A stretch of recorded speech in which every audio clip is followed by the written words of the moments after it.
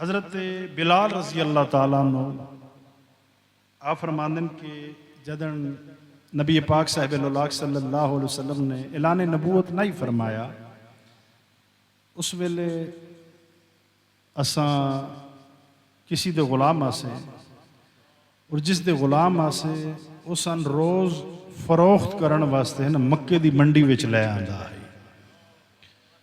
और मक्के दी मंडी विच उस जगह मंडी होंदी है जिथे बैतुल्ला शरीफ मौजूद है।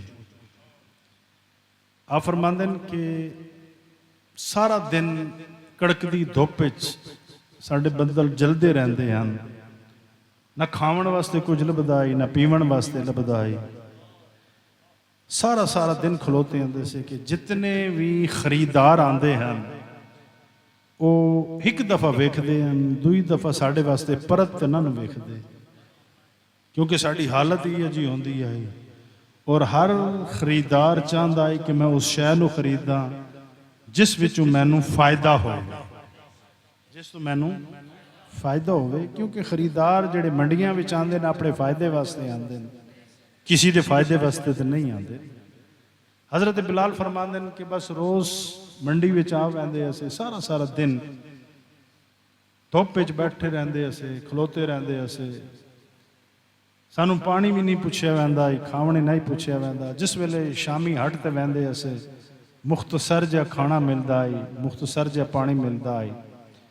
फिर बस रात की थोड़ी जी ठंडक अपने जिस्म ते महसूस करते असे, थोड़ा जिहा सुकून मिलता है। फिर सूरज सुबह का चलता है, फिर विकण वास्ते मंडी में आ पैंदे असे।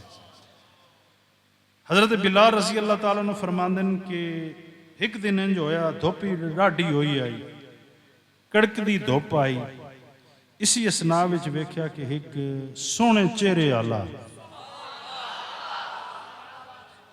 सोहने चेहरे आला वेख्या है।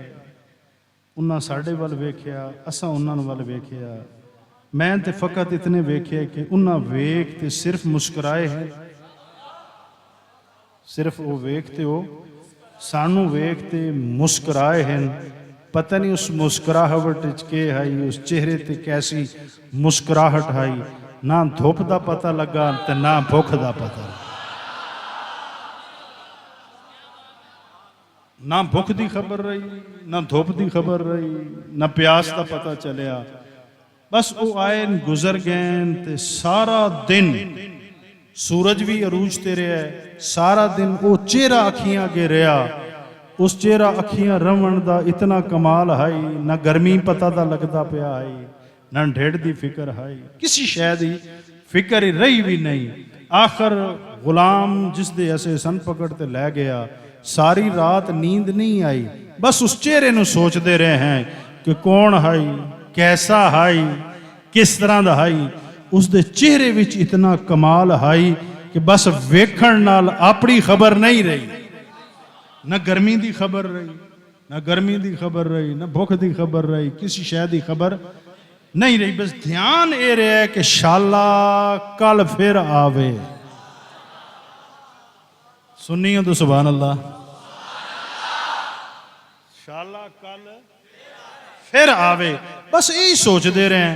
फिर चल पहले तो इंज छिकते असे भी शाला सूरज चढ़े भी ना, वंजिए भी ना, लेकिन पता नहीं वो चेहरे विच के कमाल आई। सारी रात यह सोचते हैं शाला चढ़े सूरज, जिस दे गुलाम है वो सानू लै वजे मंडी विच। फिर वो चेहरे आला लगे, बस वेदे रविए, वेदे रविए, वेदे रविए। हज़रत बिलाल फरमांदे ने दूए दिन फिर सूरज चढ़िया, फिर सानू साडा मालिक मंडी विच लै गया। ध्यान उसे पासों है जिस पासों आया है।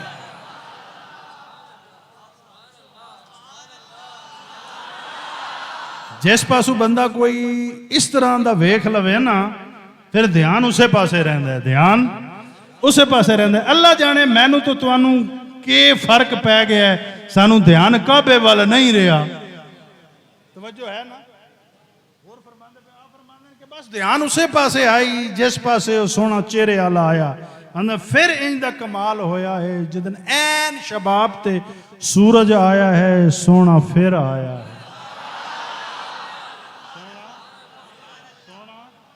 फिर आया है, बस आया है, लग गया, बोलिया नहीं,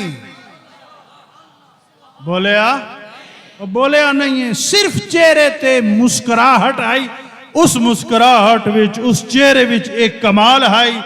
आदे ना फिर उस तपश की खबर है, ना प्यास का पता है, ना भुख का पता है।